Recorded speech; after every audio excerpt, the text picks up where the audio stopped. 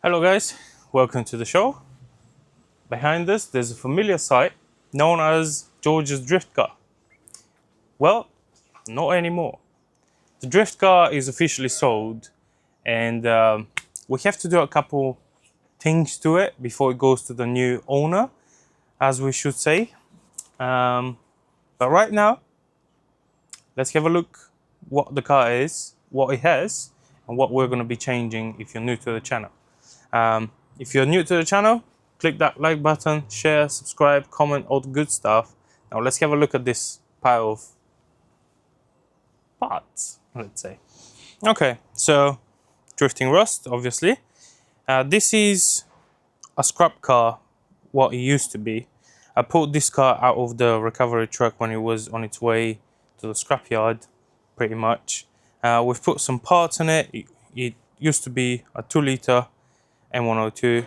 Now at the moment it has M104 in it, and it used to be silver as well. Some OG fans would remember it, but M104 runs great. ECU Master Classic, some wide arches. It used to have max speeding rods coilovers on it, not anymore. Right now there's no suspension on it, there's some stocky stuff in it. But yeah, I smacked it into the wall once and did very bad damage, so new boot lid on it. Me and Dad, we repaired it, new subframe and all that stuff. And then I smacked it again on the last drift day, but this was pretty cool. It was behaving very well for untuned car as well. No interior.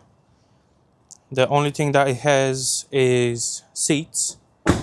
These are Sparkle L. What were they? Sparkle Sprint L. Both of them are still in date, which is good. We have a hand-built hydro that I made myself, which works, but I had to isolate the rear calipers from the brake master cylinder itself. We have Spark steering wheel and 5-speed manual. But yeah, and as I mentioned, the car at the moment doesn't have any hood vents. Yeah, the car at the moment doesn't have any suspension on it. Also, the alternator cable is cut because I needed it for a quick project car that was on the way out. So I have a new alternator cable. I have new max speeding rod coilovers that we need to fit on the car. I have a Kangaroo's manifold. We have eBay cheap turbo. I think it's T3. Oh yeah. Oh yeah. Yep. That one. Yeah.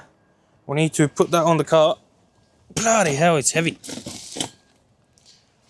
But yeah, it's gonna be fun.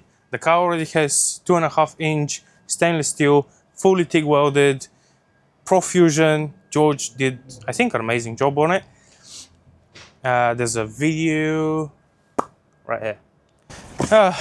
Everything here that you're looking at is from Max Speeding Rods. This time they're not sponsoring us, but Max Speeding Rods, listen carefully. If you want to sponsor this channel, we'll think about it. All right. At the moment, we're using Max Speeding Rods coilovers from E36, 24-way adjustable.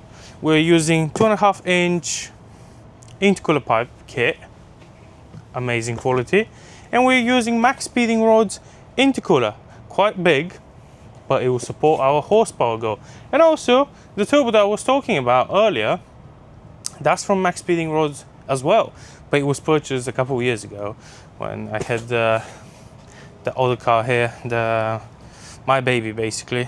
When I had that, we purchased this turbo as a spare, just in case we blew it up. We never blew that turbo up, but yeah. All right, let's have a look what we have. Oh mate, color is actually sick. Yeah, it's right. Very nice, like purple anodized aluminum. Unfortunately, we have to get rid of that. This doesn't fit on a 190, the top part, so we need to get rid of the actual pillow bowl bearing from there and just directly mount it to the chassis. Coilovers, we're gonna have to cut them over here about 2 inches down. just so the whole ride height can be lower. The adjuster for the springs, I already have them. The car already has the T7 springs already in it. We can try these ones, but for the rear at the moment we just need the shocks, because that's the only thing that I took from this. And for the front we need the whole coilover assembly. Also, for that side on the coilovers, you see how, one sec, you see how this is round here on the 190E, the turret at the front. It's not round, it's more like that. Like, I think we used to trim them like this, like where the logo is, unfortunately. But I'll see, I need to make sure. And obviously a lot of clicks on this. They feel pretty good, honestly. I've used them, yeah, there's a lot of clicks on that.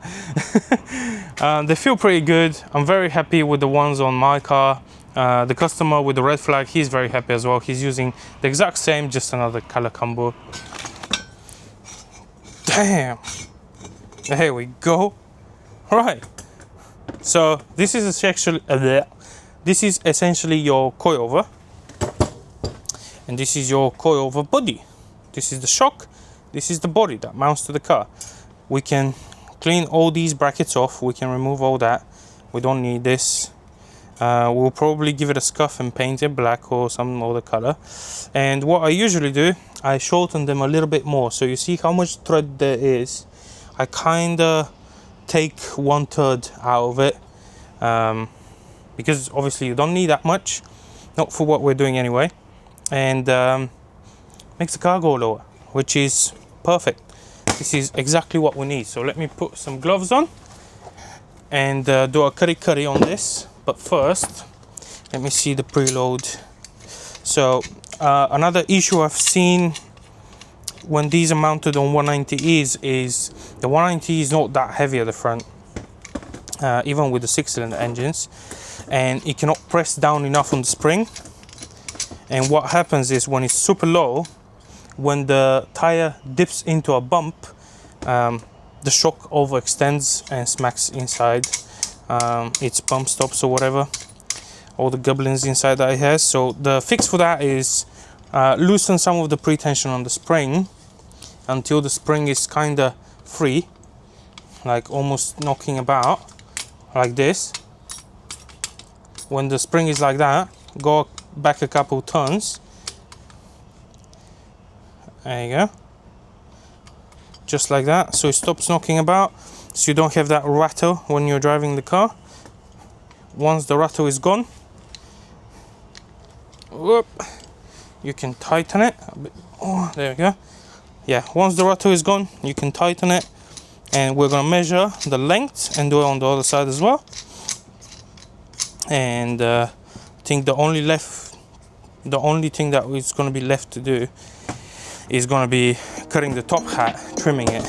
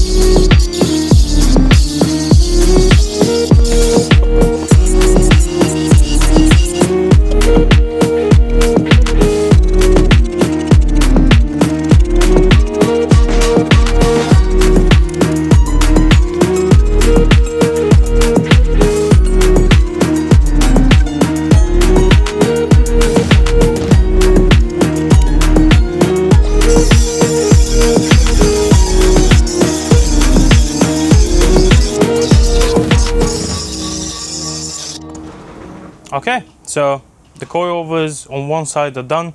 Let me show you what you need to do, and let's do the other side very quickly. Put them on the car, and look at that stance. But yeah, have a look. Right, so shortened by 4 centimeters. Remove the bracket for the fuel lines, for the brake lines. Remove the bracket for the sway bar. We don't have that, it's on our lower control arms. And then cut this section out. From the rear, we have removed the locking collar and the top pillow bowl, top mount basically thingy. We've removed that. So this, you have to trim it about 1 mil each side, and then I've Loctited the body to this all the way. Lowest it will go, it's plenty. But yeah, this is how that looks now. Super short. It will lower our car to the desired length. I'm gonna scuff it, give it a spray can, some sort of a color, probably black most likely, and fit it on the car.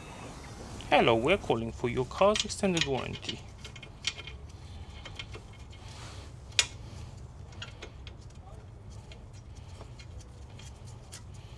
Alright, so what you want to do is thread in a couple threads only on the shock bottom bolts, and then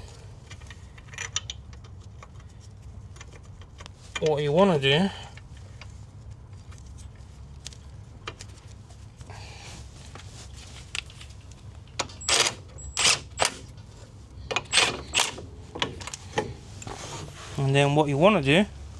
is thread in the top bolt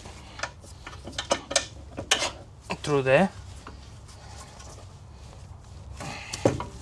Said thread in the top bolt through there. And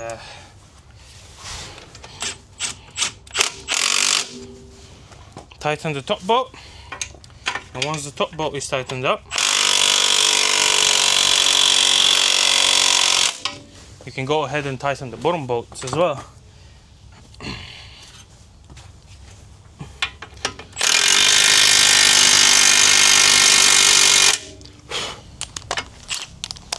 Boom.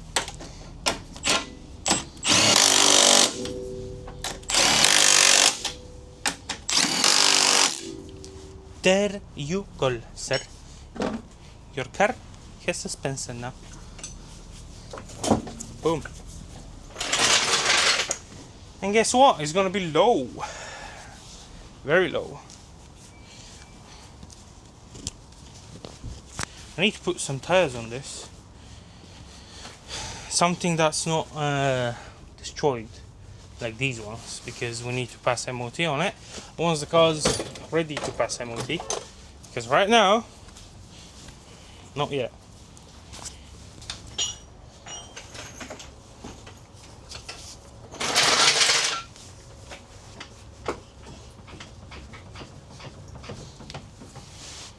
Sick. I love how low this thing goes. Right, the steering wheel is done. There we go. Yeah. Basically, put the spacers back on, and we're back in business. Or, I do have Iver 1 arches that I'm gonna give him, that he wants to put on. Woohoo! Sick. Right, guys, the customer just arrived. Well, he was here and left because he needs to get back to the office. But we have a bumper, and I've also cut the front bash bar, and I think I'm going to be cutting the radiator support and moving it back a little bit.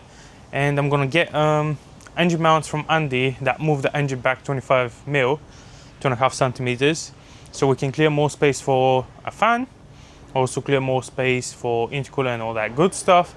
We've got a BMW E36 bumper, which I'm mocking up right now to see how it looks, and I think I might go over and drag the MIG welder and tube bender and make a quick bar that we can support the bumper onto, because I need the bumper supported, but also the front chassis legs tied in, so I can know where everything needs to sit, if that makes sense.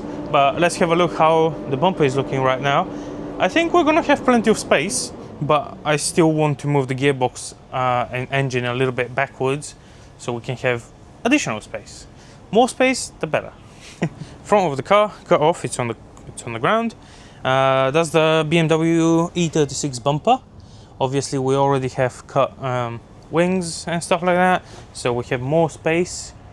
But the idea is, now it's sagging a little bit, but if I bring this like that, we'll have a lot of space down there for intercoolers. I might be able to squeeze the bumper and everything where it needs to be without cutting the radiator support, which will give us amazing amounts of room between the engine and the radiator, which will be amazing. But yeah, let me go and quickly sort up some tubes to go behind the bumper. Basically, I'm gonna clean all the welds up that were here, and I'm gonna use the 2 bolts to build a plate, a bar that goes around here and supports the bumper. And under these trimmings, I'm gonna add these push-on, you know, clicks, quick releases. So everything that you need to do is release the bumper from here and then slide it. I'm gonna try and fabricate something to hold the original sliders on the bumper. You know, BMW has like a sliding technique where you slide the corners. They're not bolted in, they're slid over, so that will be pretty sick. But yeah, I really like a BMW E36 bumper on a 190. For some reason it fits so well. Maybe that's just me, maybe you guys don't like it, but I do actually like it quite a lot. Hey, you're back here. Right, I don't know what I'm doing, as I said already. What I know is I don't know what I'm doing. Basically 12 centimeters from the starting point, and the starting point I guess will be here, so 97 minus 12 is 85. So guess we need to put that at 85. It's 82 now. I mean, I have more tube, but I would love to nail it first time if possible.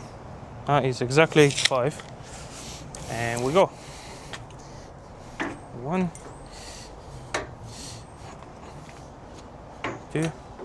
It's not bad. It's quite easy to bend.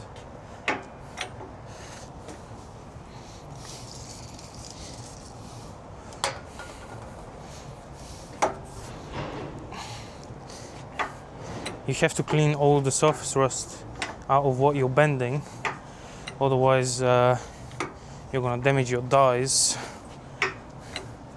and that's not ideal. So that's what we did. Why is that not falling? There we go. It'll fall now, and we can back this and then lift that. Boom.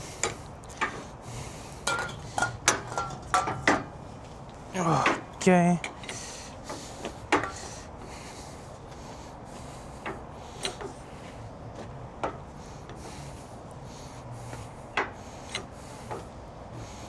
Boom, boom, boom, boom, boom, boom, boom.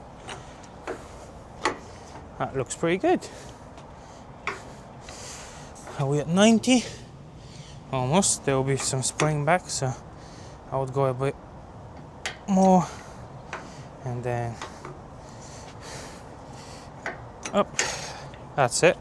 These are both loose. There we go. That's it. There's nothing too much about it. But yeah, that sits perfectly at 90 when I pull it, so I guess we've done 90-degree bend there. Alright, it's day number 2. I have a good support of the channel.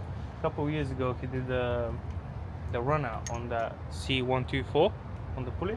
Oh yeah. Today he's doing his brakes on his S3. Yeah. Apparently he's from the other side of the stuff, you know. Yeah. Team Vag. Yeah, Team Vag. Yeah. But George has done the Bosch part that you saw me doing yesterday, and I'm trying to remove the engine. Well, I'm not trying. I'm gonna remove the engine of the drift car, so we can put the new engine mounts, which move the engine like 25mm back. We also might fit 6-speed in it, but we're not sure on that yet. A lot of stuff is coming for the car as well. But yeah, check this out. Very clean car except the back bumper. Yeah. So last time he came, I gave him a bit of shit that his car is very dirty. But yeah, look at this thing. It's pretty quick as well. What horsepower was this? About 370. 370. So, yeah, Jesus. Yeah, don't look at that patch with the bumper. That's it's it's clean, basically. It's clean. Yeah, don't scratch it. But yeah, pretty rapid car. And he's gonna be doing brakes and just brakes. Pads. Yeah, distant pads. And checking the run out on the front as well. Yeah, because he has some wobbles. Yeah, some vibration. Yeah. It's a pretty cool car. I'll let him be outside. Every now and then we might hear some swear words. Yeah. Oh, yeah. But definitely will with these fucking vlogs. but that's just the way it goes. So let me show you the Bosch bar we have done this morning. Alex was here as well. He helped me a bit by kicking some stuff around. But yeah. Also, I've cut the radiator support out of this. Detached the wiring loom. And yeah, have a look. So this, I will bolt in there. Whoop. Yeah, there we go. So that will be in front of the intercooler, kind of protecting everything, and also tying the front end together because I obviously removed the other section. So we can leave that there. Andy sent me some engine mounts that will push the whole engine backwards because we do have space. Space over here, we can definitely use it in our advantage, so we can put a fan and stuff. The trigger wheel is going to go at the back because I have ordered Diesel Pump UK clutch kit for that car as well. For £220 might as well. And yeah, let's I'll take the engine out just so I can remove easier the sump, because I need to obviously put a drain for the turbo into the sump, and that's gonna be here. I've got one of these bot-on solutions, and I have some red Loctite. But the main reason we're removing this trigger wheel is you can see the sensor moves a lot, and when you're bouncing it off the rev limiter or off potholes on the track, that used to give me some trouble. So we're going to be removing this one, and we're going to be fitting the OEM sensor, which is at the back, and it's a VR sensor as well, so I'll need to run the shielded wire, but it's not bad. This loom is made with that self wraparound stuff, so in places we can still open it and work around. Yeah, this is one of the first looms as well when I was using this type of covering for the wires, and we can move away from that. I think it's not as clean looking as just a proper heat shrink OEM style sort of for Mercedes. So I'm gonna remove this. I'm gonna remove fuel lines, slide myself underneath, detach the shifter as well as the prop shaft, which is just a couple bolts, detach the engine mount, lower the car down, hook up a hoist to it, and rip the engine out of this. The good thing is the engine comes out very nice when there's nothing in front of the car. But yeah, good stuff. Then it's gonna be easier to remove the headers, the original ones, and then we can put the new manifold from Kangaroo's team. We can put the turbo, obviously. That's gonna be happening tomorrow. or Monday, sorry. Tomorrow is Sunday. But yeah, nice Saturday job. The weather is absolutely amazing. So yeah, let's crack in with that. I've got my new creeper here. I've also spilled about 5 liters of coolant on the ground, so that's good going for us, as usual. Yeah. The oil was fit nicely. It's a good car. It's a good car.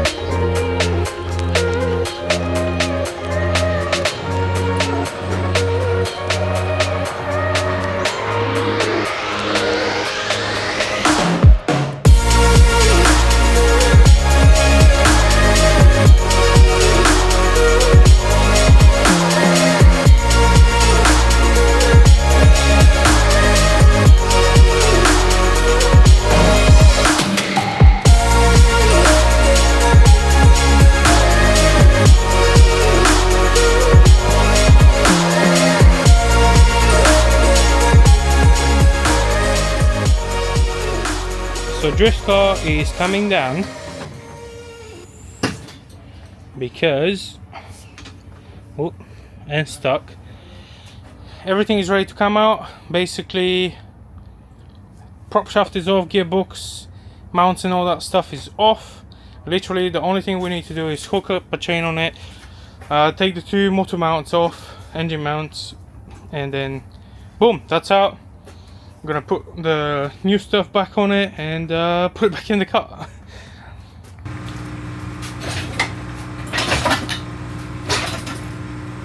What a gentle removal.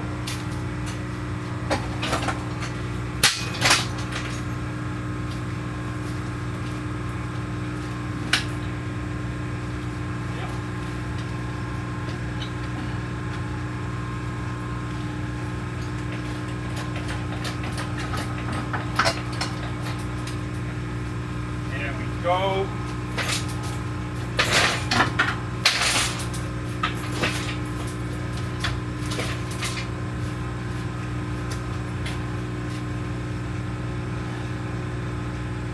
Yeah.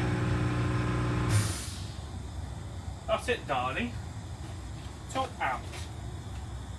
Okay, so the other manifolds are off, and we can fit this beautiful thing.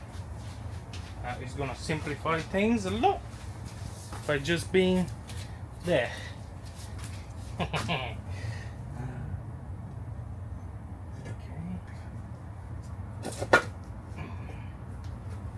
Cool. Let me grab some nuts. Get a load of them. impact gun. And the beauty of this is now these can just walk straight on there.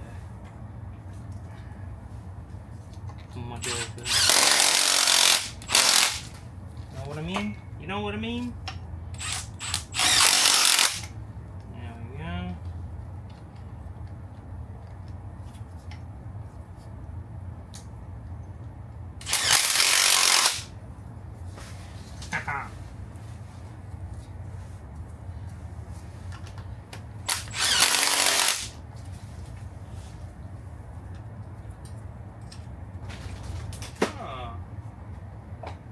Why do we not have a gasket? What? Anyway, well, we can at least put it on there so we can look at it.